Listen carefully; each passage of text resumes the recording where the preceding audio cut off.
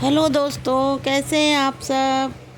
दोस्तों, आज हम बात करेंगे कि सावन के तीसरे सोमवार का महत्व। तो दोस्तों, सावन के तीसरे सोमवार व्रत जो है वो 28 जुलाई को मनाया जाएगा। दोस्तों, तीसरे सोमवार का बहुत ही महत्व है दोस्तों, क्योंकि तीसरे सोमवार को भगवान भोलेनाथ की कृपा बरसने वाली है। दोस्तों, तीसरे सोमवार पर भगवान शिव के तीनों रूपों की पूजा होती है। नीलकंठ, नटराज, मृत्युंजय, इन तीनों रूपों की विशेष आराधना की जाती है। शिव जी अपने इन्हीं स्वरूपों से पूरी सृष्टि का पालन पोषण करते हैं। इसलिए शिव भक्तों के लिए सावन का तीसरा सोमवार बहुत ही लाभकारी माना गया है। इस अवधि में कुंवारी लड़कियां मनचाहा वर पाने के लिए सावन सोमवार का व्रत रखती हैं। इससे भगवान शंकर के अलावा माता पार्वती, गणेश, नंदी, कार्तिकेय आदि की पूजा भी की जाती है। दोस्तों, सावन के सोमवार की कथा भी बहुत प्रचलित है। दोस्तों, चलिए आज मैं आपको वह कथा सुनाती हूँ। बलिया नाम के गांव में, छोटे से गांव में राजू नाम का एक लड़का अपनी माँ के साथ रहता था। राजू के पिता अब इस दुनिया में नहीं थे और माँ बहुत बीमार रहती थी और उसके पास इलाज के पैसे भी नहीं थे। राजू रोज़ खूब मेहनत करता, कभी दूध बेचता तो कभी किसी के खेत में हल चलाता और फिर घर आकर माँ की सेवा में जुट जाता। सावन का महीना अब शुरू हो चुका था। दोस्तों, गांव के सारे युवक कांवर लेने हरिद्वार जा रहे थे। नाचते गाते बम बोले बम का जयकारा गूंज रहे थे।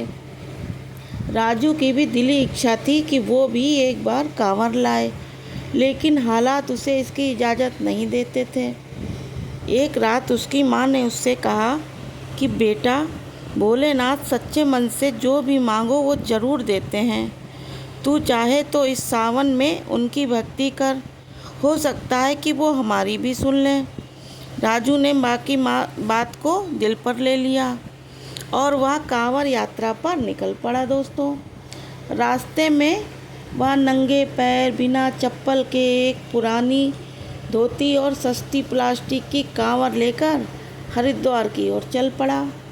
रास्ते में हर शिव भक्त की सेवा करता, किसी को पानी देता तो किसी की मदद करता और हमेशा बोल बम का नारा लगाते हुए आगे बढ़ता जा रहा था।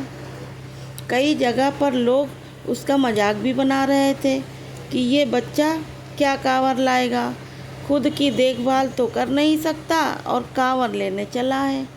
राजू मुस्कुराता और फिर आगे बढ़ जाता।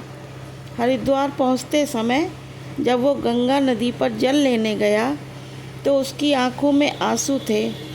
वह शिव जी के आगे बैठ गया और बोला कि हे भोलेनाथ, मैं आपसे आपके पास कुछ मांगने नहीं आया हूँ। आप बस मेरी माँ को ठीक कर दीजिए।